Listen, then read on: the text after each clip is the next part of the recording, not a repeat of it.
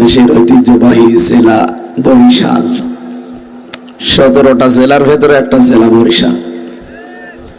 উজিরপুর থানার অন্তর্গত বামরাইল। এটা পশ্চিম ভরসাঘাটি যুব সমাজ ও এলাকাবাসীর উদ্যোগে দ্বিতীয় বাৎসরিক মহাবিশ্বের মহাবিশ্বয় আমাদের মালিক, আমাদের মহান রব্বুল ইজ্জাত আল জালাল তার মুখের পবিত্র বাণী কোরআন কারীম তাফসীরুল কোরআন মাহফিলের সম্মানিত সভাপতি জনাব দিলওয়ার সরদার, বিশিষ্ট ব্যবসায়ী সমাজসেবক দামাত বারকাতুহুল আলিয়া। এই মাহফিলের প্রধান আলোচক, এতক্ষণ পর্যন্ত যিনি আলোচনা রাখছিলেন, বিশিষ্ট মিডিয়া ব্যক্তিত্ব, ইসলামিক চিন্তাবিদ, মুফাসসিরে কোরআন, শ্রদ্ধাভাজন বড় ভাই জনাব ডক্টর ফখরুল আশিকি, আতালাল্লাহু উমরুহু বারাকাল্লাহু ফি হায়াতি, বলেন আমিন। এখানে আলোচনা রেখেছেন যারা, বিশেষ করে অতিথির জন্য। আওয়াজ তো কমে যাচ্ছে, আওয়াজ বাড়িয়ে দিন। জনাব এস শরফুদ্দিন আহমেদ শান্টু সাহেব, আলহাজ মাস্টার আব্দুল মান্নান, ইসলামী সঙ্গীত এখানে উপস্থাপন করেছেন কারি ইয়াসিন মাহমুদ বরকতুল্লাহ এবং অন্যান্য নাম না জানা সম্মানিত ব্যক্তিবর্গ, মঞ্চে বসা সম্মানিত ওলামা ইকরাম, সামনে বসা মুসলমান ভাইরা, পর্দার আড়ালের সম্মানিত মা এবং বোনেরা, প্রশাসনের ভাইরা, বিশেষ করে আয়োজনে যারা জড়িত আছেন, স্বেচ্ছাসেবক এবং সদস্য যারা, সবাইকে নিয়ে আল্লাহর দরবারে শুকরিয়া জানাচ্ছি। একটা বিশাল জগদ্দল পাথর বুকের উপর থেকে আল্লাহ নামিয়ে দিয়েছে। খালাকাল ইনসান আল্লামাহুল বায়ান। আল্লাহ তাআলা বলেন, আমি মানুষ বানিয়েছি আর মানুষকে কথা বলা আমি শিখিয়েছি। কিন্তু এই কথা বলা বন্ধ করে দিয়েছিল আমাদের এই বাক শক্তিকে যারা রুদ্ধ করে রেখেছিল। আল্লাহ রাব্বুল আলামিন ১৫০০ বছর আগে একটা যুগ ছিল, ওই জামানার নাম আমরা জানি, ইতিহাসের পাতায় আছে, আয়ামে জাহিলিয়াতের যুগ। জানেন না? জীবিত মেয়েদেরকে কবর দিয়ে দিত। এখনো জীবিত মেয়েদের কবর দেওয়া হয়। তো দুনিয়ায় আসার আগেই, ওগুলো তো দুনিয়ায় আসার পরে দিত, এখন দুনিয়ায় আসার আগেই দিয়ে দেয়। কথা বোঝে? পরপর যদি ২, ৩টা, ৪টা মেয়ে হয়ে যায়, ডাক্তার যদি বলে যে এটাও মেয়ে হবে, আমার মনে হয় ওইটা আর দুনিয়ায় আসতেই দেবে না। গতকালকে আমি যেখানে ছিলাম, একজন এসে ১ গ্লাস পানি আর একটা আপেল নিয়ে এসেছে। হুজুর আপেল পুড়ি দেন। আমি কি দিয়ে আপেল পড়বো? কোরআন শরীফের সূরা ফাতিহা এছাড়া আর কিছু আছে? সূরা ফাতিহা পড়ে ফু দেব। ও আমার কানের কাছে মদ নিয়ে বলছে, হুজুর এমন আপেল পড়বেন যেন ছেলে হয়। মানে পরপর আমার ২, ৩টা মেয়ে আছে, আমিও ছাতা আর চাই না। এখন আমি সামনে একটা আশায় আছি, আপনি আপেলটা এমন ভাবে পড়েন যেন ছেলে হয়। ওরে আপেল ফেরত দিয়ে বললাম, আপেল পড়ে যদি ছেলে হইতো আমার 3টা মেয়ে, আমি আপেল আমার ম্যাডামরে খাওয়াতাম। সুতরাং বহু ভ্রান্ত ধারণায় দেশে আছে আমাদের। কথা বলা এই যে শক্তিটা আমরা কোরআনে কারীম এবং হাদিস থেকে পেয়েছি। বিজ্ঞান এখন জানাচ্ছে মানুষকে আল্লাহ 5টা জিনিস আলাদা আলাদা দিয়েছে, যা দুনিয়ার কারো সাথে কারো মিল নেই। এটা দেওয়া লাগবে, এটা দিলে গলা ভেঙে যাবে। বাতাস দিলে একটু হালকা দিয়ে, আমি বলবো পরে। বসেন, এখানে বসে পড়েন, কেউ দাঁড়িয়ে থাকবেন। আপনি একটু পিছান, ওই যে পেছনে মানুষ আছে, হিসাব হবে, একটু পিছিয়ে বসে। কথা বলা যাবে না, দাঁড়িয়ে আছেন, বসে আছেন, থাকেন, কথা বলবেন না। আর মাহফিলে আসা নিষিদ্ধ, ডাক্তার বলেছে মুখে টেপ মেরে রাখবেন। তারপর আজকে 3টা চলছে। কোথায় সে সিলেট, গোলাপগঞ্জ ছিল দিনের বেলায়, জোহরের পর ছিল বিয়ানীবাজার, এই যে এখন এখানে। বারবার বলছিলাম যে আমি বাড়ি চলে যাই, ডাক্তার বলেছে কিছু চাইতে লিখে দেবেন, কথা তো বলবেনই না, লিখে দেবেন। আর সেখানে যে ঘন্টার পরে ঘন্টা। তারপরে দোয়া চাচ্ছি যেন আল্লাহ কণ্ঠটা ছেড়ে দেন, এবং শরীরটা এই যে জ্বর তো বারবার ঘেমে যাচ্ছে, আর ঘাম বসে গেলে আবার কণ্ঠ বসে যাবে। 3টা বছর ওরা তো এমন কোন টর্চার নিয়ে আমার এই শরীরের উপরে করে নাই, জীবনটা একেবারে শেষ করে দিয়েছে। রিমান্ডে নিয়েছে, এরপরে ফাঁসির ওই কন্ডেম সেলের ভেতরে। তারপরে যে বেঁচে আছি, আমি তো কোনোদিন ভাবি না যে আবার বাইরে আসতে পারবো। ওরা যে আরম্ভ করেছিল, বহু মানুষ আমার সামনে মরে গেছে, লাশ হয়ে হয়ে বের হয়ে চলে যেত। এই জন্য কত মানুষকে দেখেছি, ওরা রিমান্ডে বহু কষ্ট দিয়েছিল আমাদেরকে। এই যে আমার পেছনে একজন এসে দেখা করলো, উনিও জেলখানায় ছিল, আপনাদের বরিশাল অঞ্চলে বাড়ি, কি যেন নাম ওনার, হাফিজ। উনি অনেকদিন জেলে ছিল। চলো, এটা জেল না, ওইটা একটা সেল। জেল তো 1 নাম্বার, 3 নাম্বার, 2 নাম্বার যেগুলো আছে ওইগুলো। এই 4 নাম্বার এইটা আসলে জেল না, এটা ফাঁসির কন্ডেম সেল। প্রত্যেকটা যারা মার্ডার মামলার আসামি বড় বড়, তাদেরকে এখানে রাখার কথা, আর আমার মতো সৈন্য ফুটি নিজে রেখে দিয়েছে। তারপরও আমাদের যোগাযোগ বিচ্ছিন্ন রেখে দিয়েছিল। ওনাদের তো তাও মোবাইল দিত 7 দিন পরে সরকারি ভাবে, আর আমাদের 3 বছরে একেবারে নিষিদ্ধ। বাড়ির লোক আসলে দেখাও করতে দিত না, এত কড়াকড়ি করত। টর্চার যা হয়েছে শরীরের উপরে, স্বাভাবিক হতে সময় লাগবে। এখন যদি আমি পড়ে থাকতাম 10-15 দিন একাধারে, আস্তে আস্তে হয়তো কলাটা উঠতো, শরীরটা ভালো হতো। কিন্তু আপনারা তো গালি দেবেন। আজকে যদি না আসতাম, ওই যে কে দাওয়াত নিয়েছে, ওরা মনে হয় মানুষ গালি দিয়ে শেষ করে ফেলতো। হুজুরের দাওয়াতই দাওনি, খালি ভণ্ডামি করো। এখন কি করবো? তারপরে বাধ্য হয়ে আসা লাগছে। আমি বলেছিলাম যে সালাম দিয়ে অন্তত দোয়াটা করে আসি। দোয়া চাচ্ছি যেন কণ্ঠটা হালকা ছেড়ে যায়। কিছু কথা বলার নিয়তে বসেছি, আল্লাহ যেন তৌফিক দেন, আমিন। খুব ভালো করে কথাগুলো মিলাবেন। 5টা জিনিস আমি বলছিলাম, পৃথিবীর কারো সাথে কারো মিল নেই। কিয়ামতের দিন এই কারণেই কেউ কারো বোঝা বহন করবে না। যেহেতু এটা বরিশাল বিভাগ, বরিশাল না, এই বিভাগের মানুষের একটা ভ্রান্ত ধারণা আছে, যাই করি বাবা আছে, কিয়ামতের দিন বাবার কাঁধে চড়ে চলে যাব। অনেকে আবার 2-3-4 পীরের মরিদ হয়, 2 হাত ধরে এইভাবে মারবে, মাঝখানে পলসিরাত পার হয়ে জান্নাতে চলে না। ওয়ালা তাজিরু ওয়াজিরাতুন বিজরা উখরা, কেউ কারো বোঝা বহন করবে না। তার প্রমাণ আমি এই 5টা বলছি। 1 নম্বরে কণ্ঠের স্বর। আজ পর্যন্ত যত মানুষ দুনিয়ায় এসেছে, কিয়ামত পর্যন্ত যত মানুষ আসবে, কারো কণ্ঠের স্বরের সাথে কারো কণ্ঠের মিল নেই। বিজ্ঞান এখন জানিয়েছে, এই যে এই জায়গাটা, এখান থেকে কথা বের হয়, এখানে 27টা স্তর আছে। 27টা ধাক্কা খাওয়ার পরে একটা কথা বের হয় আমাদের মুখ দিয়ে। কোরআন হাদিস বলছে, এই প্রত্যেকটা স্তরে একজন করে ফেরেশতা বসে আছে। এর কাছে, এর কাছে, এর কাছে, এভাবে একটার পর একটা দিতে থাকে। 27 নাম্বার জায়গায় যে ফেরেশতারা কথাটা কার সম্পর্কে কতটুকু খাটবে, কার কণ্ঠে কথাটা কেমন ভাবে দিলে মানাবে, সেইভাবে ওই ফেরেশতা বের করে দেয়। যদি আমার ভাই ফখরুলের আর আমার প্রত্যেকের কণ্ঠ যদি এক হইতো, এ রাতের বেলা যদি যে ফখরুল সাহেবের বাড়ি আমি সালাম দিতাম, মনে করতো ফখরুলই এসেছে, বাবা শাহজালাল সব হালাল হয়ে যেত না?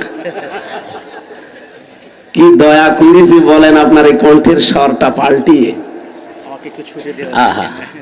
আলহামদুলিল্লাহ।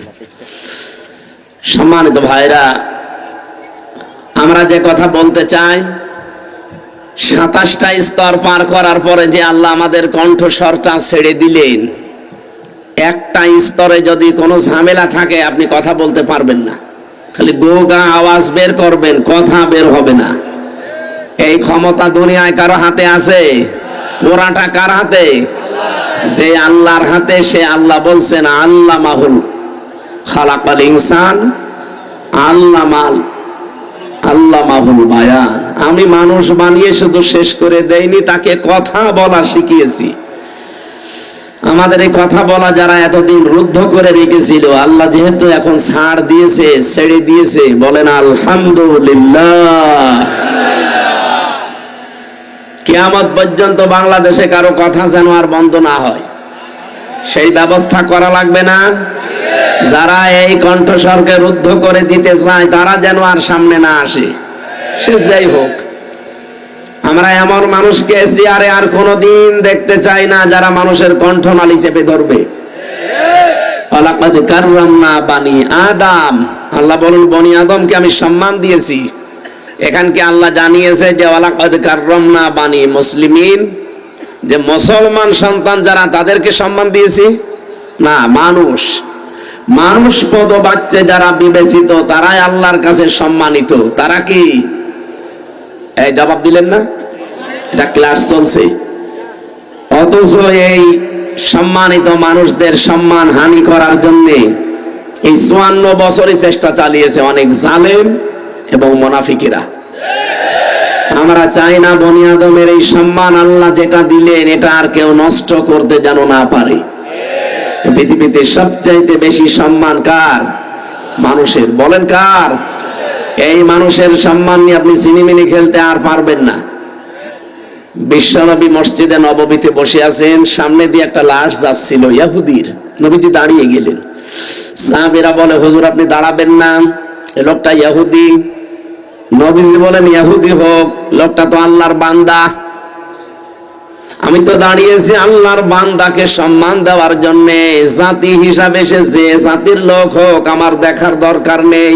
সুবহানাল্লাহ বলতে পারেন না? একটা ইহুদির লাশ দেখে নবী দাঁড়িয়ে যান, আর আমরা মুসলমানকে লাশ বানানোর আরো চেষ্টা করি। কত লাশ আপনি ফেলে দিলেন।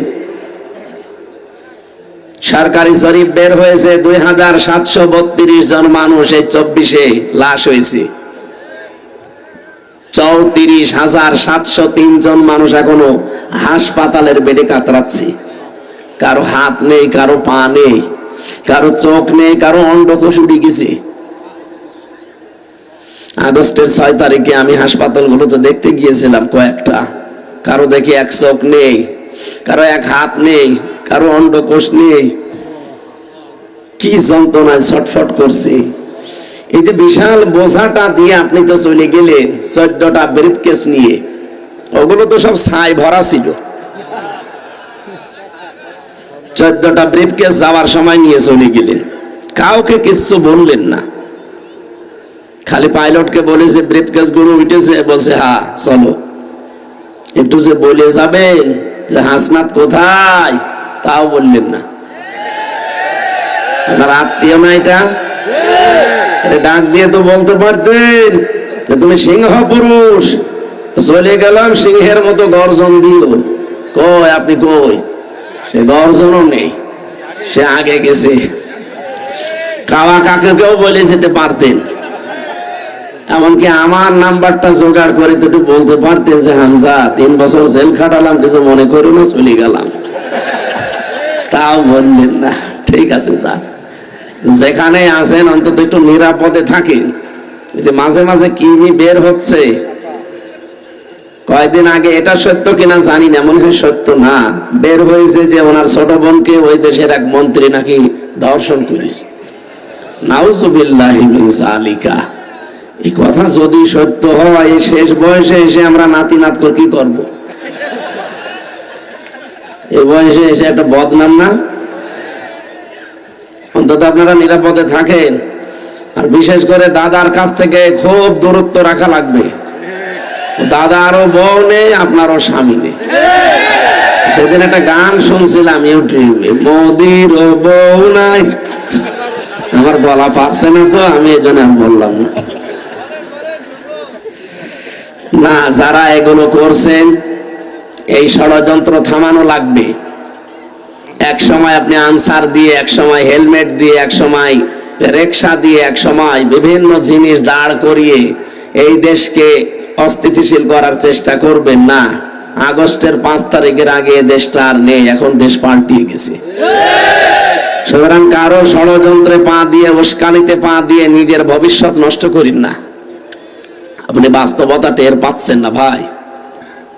এমনকি কিছু মানুষ এই যে চাঁদাবাজি করেন বিভিন্ন জেলায়, এখন এগুলো বন্ধ করেন। মনে করছেন কিছুই তো হয় না। কে বলেছে কিছু হয় না? গোয়েন্দা বিভাগ সব নখদর্পণে রেখেছে।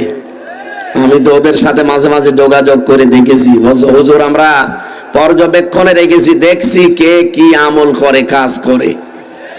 ও মনে করছে আমি নারায়ণগঞ্জে বন্দরে রাত 2টার সময় চাঁদা চাইতে গেলাম, টের পেল কি করি গো? আরে ভাই, রাত 2টায় আপনি পায়খানায় বসে বসে কি করেন তা ওরা অফিসে বসে দেখতে পায়। আমি নিজে দেখেছি ওদের মেশিন রিমান্ডে। এত উন্নত ওরা ওই মেশিন গুলো নিয়ে এসেছিল ইসরায়েল থেকে। এখন যারা ব্যবহার করছে ওরা নাই নেই, কিন্তু যারা এখন দায়িত্বে আছে ওরা তো ব্যবহার করছে না। আপনি মনে করছেন যে আমি কোথায় কি করে কেউ টের পাই না? সব কিন্তু ওরা দেখতেছে। এই জন্য আপনি সাবধান হবেন। আপনারা অত্যাচারিত, জুলুম, নির্যাতনের শিকার একটা মাজলুম দল। ওই 14 দল বাদ দিয়ে আমরা যা আছি সবাই মাজলুম। কি কথা বলেন না কেন? শহীদ জিয়ার হাতে গড়া এই দেশ, এই দলটা, এই দলের ভেতরে এখন দুই গ্রুপ হয়ে গেছে, একটা বাম একটা ডান। ডান যারা আছে তারা কিন্তু জান প্রাণ দিয়ে চেষ্টা চালাচ্ছে, কিন্তু বাম কিছু আছে তারা দাদাদের ফাঁদে পা অলরেডি দিয়ে দিয়েছে। এই জন্য তাদের মুখ থেকে এখন উলট পালট কথা। এই 15 বছরে জালেমরা যা বলেছিল ওরা এখন ওইটা বলছে। এই জন্য আপনারা এই বাম জিনিসটা কিন্তু খারাপ। বাম হাত দিয়ে মানুষ কি করে আপনি জানেন না? কি আমি বলা লাগবে? আর বামপন্থী যারা এরা জাহান্নামী। কি আমি বানিয়ে বললাম? আপনি কোরআনে কত আয়াত আল্লাহ দিয়েছেন। যারা বামপন্থী এরা হতভাগা, এরা জাহান্নামে যাবে। আল্লাহ নিজে তাদের উপরে লানত করেন। বলেন নাউজুবিল্লাহ। এজন্য আপনারা ফাঁদে পা দেবেন না ভাই। এই 15.5 বছরে আপনারা জুলুম, অত্যাচার, নির্যাতনের শিকার। হ্যাঁ, কিছু মানুষ জুলুম নির্যাতনের একেবারে স্টিম রোলার এত ভাবে চলেছে, তাদের উপরে চলার আর কায়দা নেই। এই কারণে হয়তো ডান বাম ইনকাম করছেন। এই দোষ শুধু এই নিরীহ কর্মীগুলোর না, এই দোষ আমার মনে হয় এই যে সমস্ত দলের লোক চাঁদাবাজি করে তাদের যারা মেন দায়িত্বে আছে বড় বড়, এইগুলোর দোষ। তারা ক্ষমতায় থাকাকালীন কোটি কোটি টাকার মালিক অলরেডি হয়ে বসে আছে। আর যত ঝামেলা পুইয়েছে এই সাধারণ এই কর্মীগুলো। এদের বাড়িতে আজ খাবার নেই, মেয়ে লেখাপড়া করবে, খাতা কিনবে, খাতা কেনার টাকা নেই। কেন? জামাত ইসলাম দেখছে না তাদের দলীয় লোকজনকে? আপনারও তো দল, আপনি দেখতে পারেন না? তারা মামলা চালিয়েছে, বাড়ি ঘরের আটা চাল তরি তরকারি কিনে দিয়েছে, ছেলে মেয়ে লেখাপড়া করিয়ে দিয়েছে, তারপরেও তাদের টাকা নেই। আর আপনি কোটি কোটি টাকার মালিক হয়েছেন এই কর্মীগুলোর ঘাড়ের উপরে পা দিয়ে। তারা বছরের পর বছর জেল খাটবে। এই বরিশালের একজন আমার সাথে ছিল, বড়গুনায় বাড়ি তার, 313টা মামলা তার। তাহলে মাঝে মাঝে বলতাম যে ভাই আপনি কবে জামিন নেবেন, কবে বের হবেন, আর কয়টা হাজিরা দেবেন? সে একটা কর্মী মানুষ, তার জীবনটা শেষ করে দিয়েছে। অথচ বড় বড় লোক নেই বিএনপিতে। এই কথা বলে না কেন? আজ যারা দাদাদের ফাঁদে পা দিয়ে, উস্কানিতে পা দিয়ে উলট পালট কথা বলেন, আপনি কি টাকার মালিক কম হয়েছেন আমরা জানি না? আমি নাম ধরে বলতে গেলে এখন অনেকের বলতে পারবো। যেই কয়েকজন আছেন সারা বাংলাদেশে, বরিশাল বিভাগেও যারা বড় বড় দায়িত্বে আছেন, কি করবেন? টাকা কবরে নিয়ে যাবেন। এতদিন যারা জুলুম, অত্যাচার, নির্যাতনের শিকার হয়েছে তাদের পেছনে খরচ করেন। ইসলামী দলের লোকজনকে দেখেও শেখা যায় না এরা কি করছে। এদের নিজেদের আখের গোছানোর কোন চিন্তা আছে? আমি জামাতের আমির ডাক্তার শফিকুর রহমান, আমিরে জামাতকে একদিন 10,000 টাকা দিয়েছিলাম হাদিয়া, যে স্যার আপনি কিছু কিনে খেয়ে নিন। বলা সঙ্গে সঙ্গে নিয়ে দেখলাম ওই জেলার যিনি দায়িত্বে আছে তারে দিয়ে দিল। কেন? তার টাকার দরকার না? সারা দেশ সে কত কাজ করে বেড়াচ্ছে। আপনাকে তো 10,000 না 10 টাকা দিলেও তো আপনি তো জীবনও দেবেন না। কি করেছেন? এই এর আগে তো ছিলেন দায়িত্বে, এতগুলো টাকা কি করেছেন? সব টাকা আপনার আছে আমরা জানি। আমি এই যে মালয়েশিয়া ঘুরে আসলাম, সিঙ্গাপুর, এখানে ওদের সাহেব পাড়া আছে, শুধুমাত্র এই জালেমদের নেই তা না, ওদেরও আছে। যে হোটেলে উঠি, হোটেল থেকে নেমে দেখি দুইজন বসে চা খাচ্ছে। কি গো দুই ভাই এখানে? হুজুর আমরা আগেই পালিয়েছি। কেন, সাহেব পাড়ায় থাকবেন না? বলে ওখানে থেকে মায়ের খাবো। ওই জায়গায় গেলে বাংলাদেশের মানুষ এখানে আছে, পিটিয়ে ভর্তা বানিয়ে ফেলবে।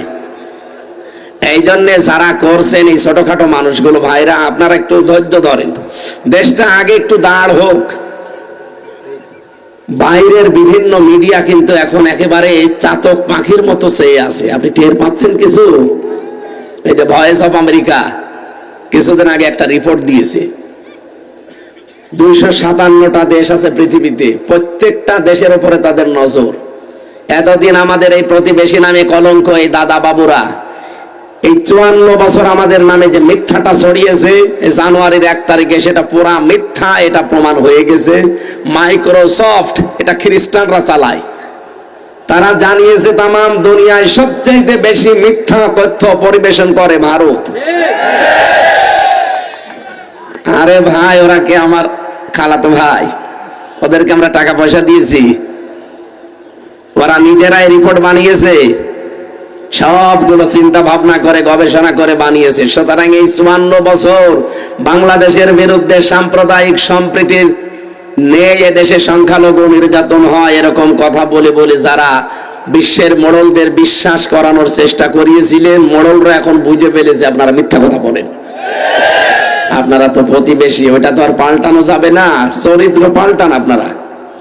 বিশ্বের মানুষগুলো আমরা দেখি মাটির নিচে কেউ সোনা পায়, রূপা পায়, কেউ তেল পায়, গ্যাস পায়, আর আপনারা এমন শয়তান শুধু মাটির নিচে মন্দির পান। এই কথা বলেন না কেন? তাও মন্দির যেখানে সেখানে পায় না, শুধু মসজিদের নিচে পায়। পিটিয়ে লম্বা করা দরকার শয়তানগুলোকে। বলে না, 500 বছর আগে এখানে মন্দির ছিল। আরে শয়তান, বাংলাদেশে সহ এই অঞ্চলটা 850 বছর মুসলমানেরা শাসন করেছে। যদি আমাদের ধর্মে জবরদস্তি থাকতো, জোর জবরদস্তি বাড়াবাড়ি থাকতো, একটা মন্দিরও মাটির উপরে থাকতো না, মাটির নিচে চলে যেত। ঢাকার স্বামী বাগের ইস্কন মন্দির, এখন যদি বলি এটা 1000 বছর আগে মসজিদ ছিল, ভেঙ্গে আমরা মসজিদ বানাবো, কি মানবেন আপনি? কোন কারণে আল্লাহর ঘরগুলো ভেঙে দিচ্ছেন? গতকালকে একটা ভেঙেছে। আল্লাহর ঘরে হাত দেন, উনি কি বসে আছে? আপনাদের বাপ দাদারা একবার কাবা শরীফে হাত দিয়ে কাসফি মাকুল হয়ে গেছে। এই কথা বলে না কেন? আপনারা যা আরম্ভ করেছেন, আল্লাহ কিন্তু ধরে না, ধরলে কিন্তু আর ছাড়বে না। 7 সিস্টার এমনি যায় অবস্থা। ওদিকে ডোনাল্ড ট্রাম্প ঘোষণা দেয়নি যে আমি শপথ নিয়েছি 20 তারিখে, এখন ভারতের 16 লাখ আমি আর রাখবো না, সব ফেরত পাঠিয়ে দেব। আমাদের সাথে আপনাদের ব্যবসা বাণিজ্য বন্ধ। ওরা যদি 16 লাখ পাঠিয়ে দেয়, দাদা ধুতি খুলে যাবে। এর পাচ্ছেন কিছু? ধুতি খুলে যাবে। আমাদের ব্যবসা বাণিজ্য আপনাদের সাথে আর দরকার নেই। যে চুক্তিগুলো করেছিলেন, 53টা না 54টা চুক্তি করেছিলেন কন্যার সাথে, এখন কন্যা নেই, চুক্তিও নেই। আর ইউনূস, আপনি যে দোয়া পড়বেন বিপদে পড়ে, কোন দোয়া পড়বেন? পড়তেও পারবেন না, দোয়া ইউনূস পড়বেন। আর ও বেটা তো আন্তর্জাতিক খেলোয়াড়, চুক্তি সব বাতিল করে দিয়েছে। কি কথা বলো না কেন? 27টা দেশের ভিসা হয়তো ভারতে, সব টান দিয়ে নিয়ে চলে এসেছে বাংলাদেশে। ওর মাথা না, ওটা ম্যাগনেট। নাকি ছোটখাটো খেলোয়াড় মনে করছেন? ওর অনেক উপরে হাত আছে। খালি একবার ঘোষণা দিয়েছিল, বাংলাদেশ যদি শান্তিতে না থাকে, 7 সিস্টারও শান্তিতে থাকবে না। দাদার ওই দিন থেকে ঘুম হারাম হয়ে গেছে। কত চেষ্টা চালাচ্ছে এই দেশটা ভাঙার, আপনি জানেন তো, পারছে না, পেরে উঠছে না। আমাদের ভয় দেখিয়েছিল যে আমাদের না খাইয়ে মারবে। আরে ভাই, সামনে 1 মাস পরে আমাদের তো 1 মাস না খেয়ে থাকা ফরজ। এই যে সামনে 1 মাস না খেয়ে থাকা ফরজ না? আর আমাদের ভয় দেখেন, এখন নিজেরাই ভয়ে মরছে। ওদের পেঁয়াজ, ওদের আলু সব পচে যাচ্ছে।